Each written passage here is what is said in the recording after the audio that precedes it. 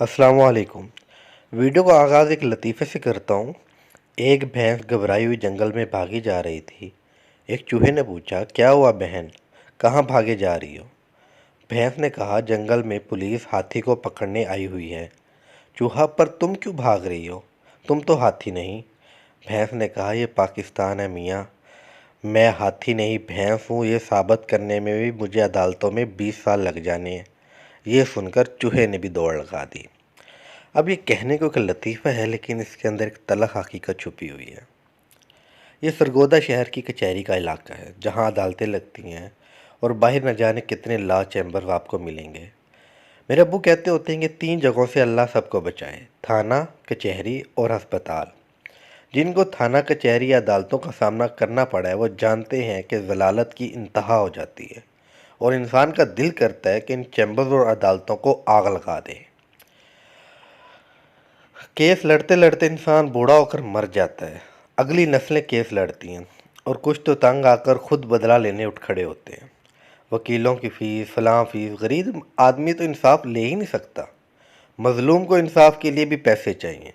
सच को साबित करने के लिए भी झूठ पर झूठ बोलना पड़ता है। वकील झूठ सिखाते हैं कि आपने अदालत में ये बोलना है, ये बोलना है। यहाँ से जब भी मैं गुज़रता हूँ, बार बार मेरे ज़हन में एक ही ख्याल गर्दिश करता है, अगर सिर्फ एक काम हो जाए तो ये सारे वकील, ये सारी अदालतें, इनसे हमारी जान छूट जाए। हम में से अक्सर को पता ही नहीं है कि इस्लाम में अदालती निज़ाम कैसा है। ये तो सिर्फ एक छोटा सा पाकिस्तान है, न जाने कितने मुल्कों पर खुलफाए राशिदीन की हुकूमत थी। उन्होंने अदालती निज़ाम आपको पता है कैसा बनाया था? और मगरबी माशरा जो इतना तरक्की कर रहा है, इसकी तरक्की के पीछे राज क्या है?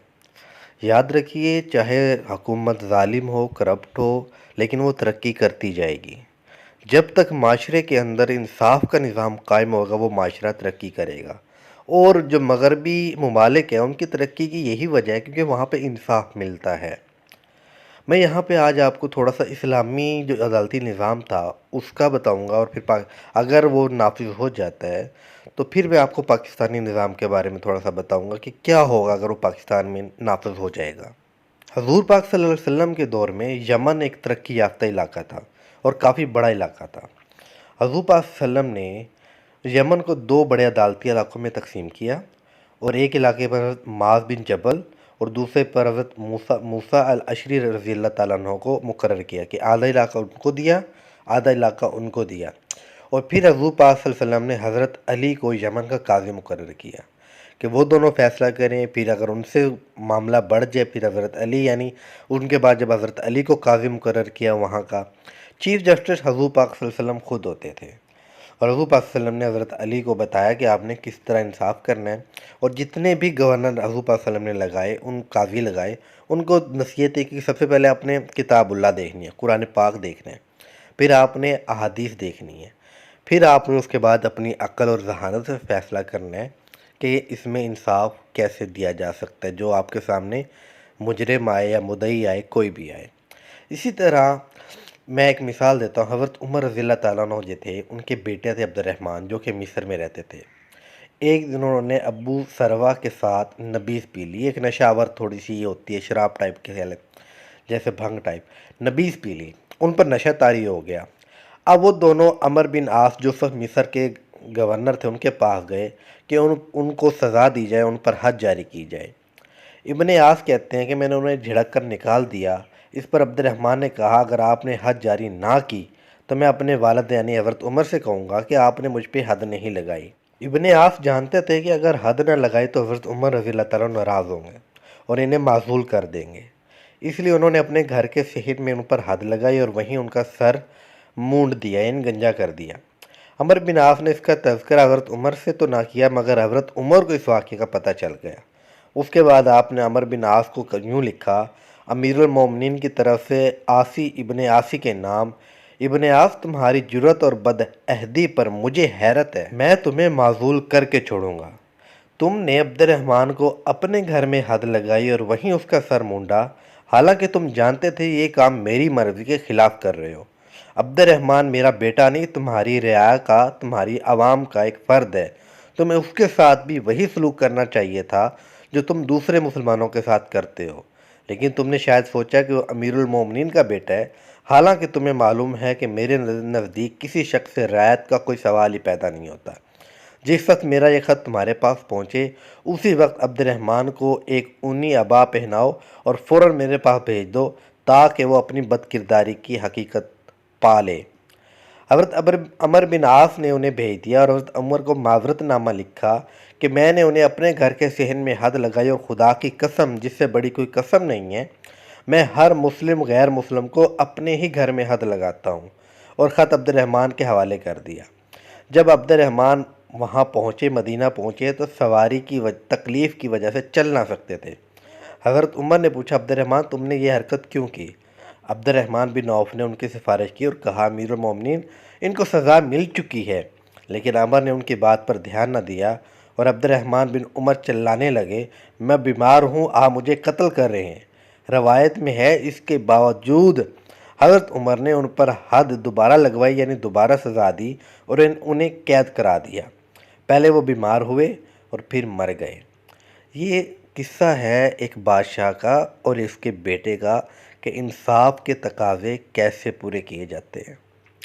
یہ اسلامی عدالتی نظام تھا کہ مختلف علاقوں کے اندر، مدینہ میں تو چیف جسٹس مدینہ کے اندر بیٹھتا تھا، اور وہ یا حضور صلی اللہ علیہ وسلم کے زمانے حضور صلی اللہ علیہ وسلم خود چیف جسٹس تھے، اور ان کے بعد جو پھر خلیفہ ہوتا تھا وہ چیف جسٹس ہوتا تھا، اور دور دراز کے علاقوں میں علاقے تقسیم کر کے ان کے اوپر قاضی یا گورنر لگائے جاتے تھے، جن کو اس چیز کا پابند کیا جاتا تھا کہ جب بھی لوگ آئیں آپ لوگوں کے مسائل سننے کے پابند ہیں۔ پاکستان کے اندر اب دیکھیں، پاکستان کے اندر یونینز بنی ہوئی ہیں، ہر یونین کا چیئرمین ہوتا ہے، پھر اس کے بعد تحصیل کا چیئرمین ہوتا ہے، پھر اس کے بعد ضلع کا چیئرمین ہوتا ہے۔ اگر پاکستان کے اندر ایسا کر دیا جائے کہ یونین کی سطح پر ایک بندہ مقرر کر دیا جائے، قاضی یا آج کی زبان میں جج کہہ لیں، جو یونین کے وہاں کے رہنے والوں لوگوں میں سے ہی ہو، کیونکہ جب ایسا ہوگا تو اس بندے کو پتہ ہوگا اپنے پورے علاقے کا کہ یہ بندہ کیسا ہے، یہ بندہ کیسا ہے، انصاف کے اندر بہت زیادہ مدد ملے گی۔ اسی علاقے میں سے کسی ایماندار شخص کو مسجد کا امام ہو سکتا ہے، کوئی عالم ہو سکتا ہے، اس کے علاوہ کوئی دنیا داری صحیح، لیکن کوئی ایماندار بندے کو یونین کی سطح کے اوپر قاضی مقرر کر دیا جائے، اس کے بعد تحصیل کی سطح کے اوپر ایک جج یا قاضی بنا دیا جائے، اور اس کے بعد ضلع کی سطح پر، یقین کریں عدالتوں سے جان چھوٹ جائے گی، تاریخ پہ تاریخ ان سے جان چھوٹ جائے گی، وکیلوں سے جان چھوٹ جائے گی۔ سمپلی اسلامی قانونی عدالتی نظام بہت زیادہ سادہ ہے۔ مجرم اپنا دعویٰ پیش کرے، مدعی پیش ہو، ثبوت ہوں، جو قاضی ہے وہ تحقیق کرے، اور اس کے بعد جو سچ ہو اس سچ کی بنیاد پر اس کو سزا یا جزا جو بھی فیصلہ کرنا ہے وہ کر دے۔ یہ نظام اگر پاکستان کے اندر آ جائے، یقین کریں انصاف بہت زیادہ آسان ہو جائے گا۔ لوگوں کے جو بار بار عدالتی چکر لگتے ہیں، وکیلوں کی فیسیں پڑتی ہیں، وہ ختم ہو جائیں گی۔ آپ کو پتہ ہے کہ ایک جج کو حکومت جو ہے لاکھوں روپے دیتی ہے ہر مہینے، وہ ریٹائر بھی ہو جاتا ہے، اس کی پینشن ہی لاکھوں میں ہوتی ہے۔ اس کی ذاتی رہائش گاہ وہاں پہ گارڈز الگ دیے ہوئے ہیں، اس کی سرکاری رہائش گاہ وہاں پہ گارڈز الگ دیے ہوئے ہیں، سہولیات، گاڑی، تیل، پتہ نہیں کون سی سہولیات ان کو میسر ہیں۔ تو ان سب کا خرچہ جو ہے وہ بھی حکومت بچا سکتی ہے اپنے، اور یہ خرچہ جو ہے کروڑوں میں، اربوں میں پہنچ جاتا ہے۔ جو ججز کا خرچہ ہے، وکیلوں کا اگر حساب کتاب کر کے لے کے آئیں، یہ اربوں روپے کا خرچہ بنتا ہے ہر سال۔ اس سارا خرچہ بھی حکومت کو بچ جائے، انصاف بھی فوراً ملے، اور جو عوام کو مسائل کا سامنا کرنا پڑتا ہے عدالتوں میں، اس چیز سے بھی نجات مل سکتی ہے اگر صرف عدالتی نظام پاکستان کے اندر قائم ہو جائے۔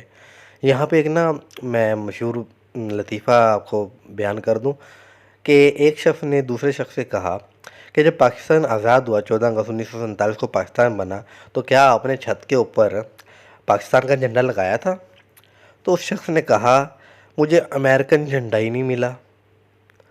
مثال اس نے کہا کہ مجھے امریکن جھنڈا ہی نہیں ملا۔ مطلب کیا تھا کہنے کہ ہم آزاد تو ہو گئے، الگ تو ہو گئے، لیکن انگریزوں کے تسلط سے، برطانیہ کے تسلط سے نکل کر امریکہ کے غلام بن گئے، اس کے سسٹم کو اپنایا، اسی چیز کو اپنایا، انہی کی سوچ کو اپنا لیا۔